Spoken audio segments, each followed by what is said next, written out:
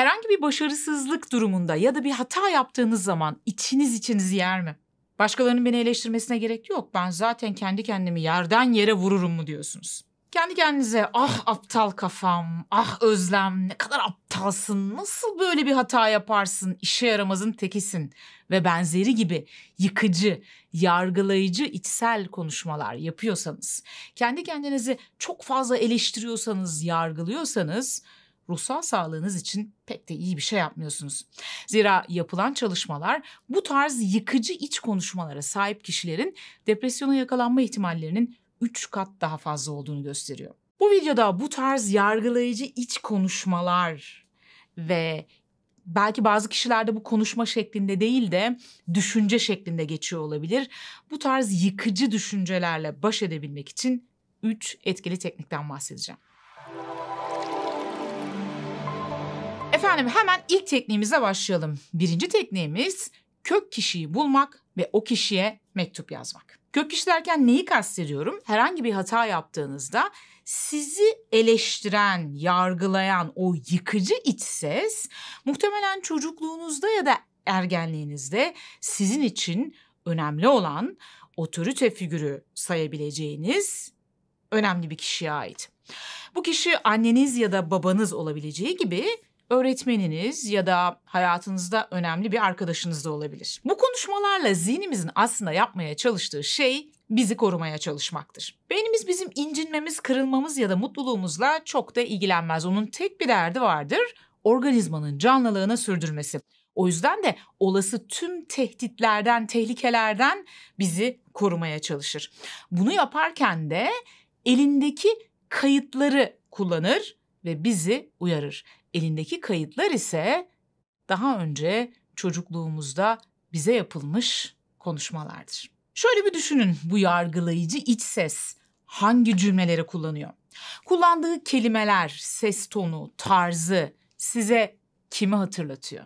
Bu kişiyi yani yargılayıcı iç sesinizin sahibini bulduğumuz zaman, ki bu birden fazla kişi de olabilir.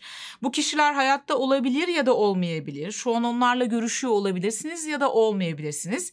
Hiç önemli değil.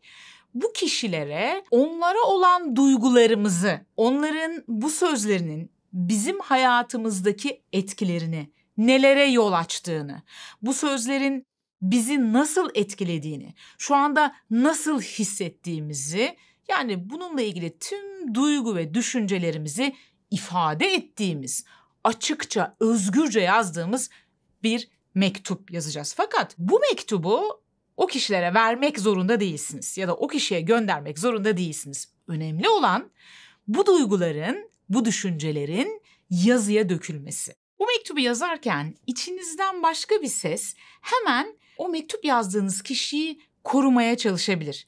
Ya ne yapsın, işte o da o kadar biliyordu, aslında beni kırmak istememişti, aslında niyeti o değildi gibi savunmaya geçebilir. Böyle bir şey olduğunu hemen bunu fark edin ve bu sesi susturmaya çalışın. Çünkü bizim amacımız burada var olan tüm duyguları bastırmadan ifade etmek. Zaten bunu o kişiye göndermeyeceğiz. Dolayısıyla sıkıntı yok.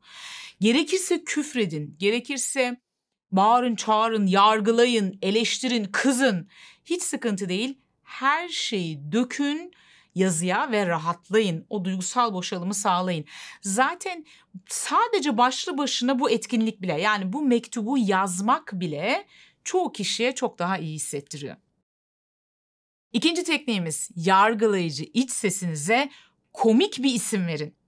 Ve devreye girdiği an, geldi yine ... deyin.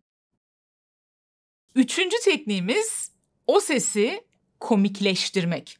Neyi kastediyorum? Kendinize karşı kullandığınız en yıkıcı cümleleri şöyle bir gözlemleyin 1-2 hafta ve bunları kaydedin. Yani kelimesi kelimesine yazı olarak kaydedin. Elinizde bir biriksin, bir literatürümüz oluşsun. Ardından bu cümleleri bir ses değiştirme programında, uygulamasındaki internet üzerinden online olarak ücretsiz yapabileceğiniz siteler de var. Bu cümleleri okuyun ve sesi komikleştirerek, değiştirerek kaydedin. Çizgi film karakteri sesi olabilir. İşte ne bileyim ben sincap sesine dönüştürüyorum özellikle. Şimdi bu şekilde bu cümleleri bu şekilde duyduğunuzda sizi epeyce güldürecek. Ben kendi kendime yaptım. Birazdan bir örneğini dinleteceğim size. Ve bir dahaki sefere aynı cümleler zihninize geldiğinde artık bu sesle gelecek ve sizi eskisi kadar etkileyemeyecek. Şimdi internet üzerinden online olarak bir ses değiştirme uygulamasına, daha doğrusu sitesine girdim. Ben kendimi yargılarken en çok kullandığım cümleleri söyleyeceğim ve sonra onları komikleştirip dinleyeceğim. Çok eğlenceli. Ben voicechanger.io sitesine kullandım. Bunun gibi pek çok site var. Aptalın tekisin.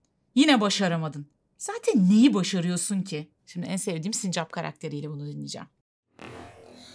Aptalın tekisin. Yine başaramadın.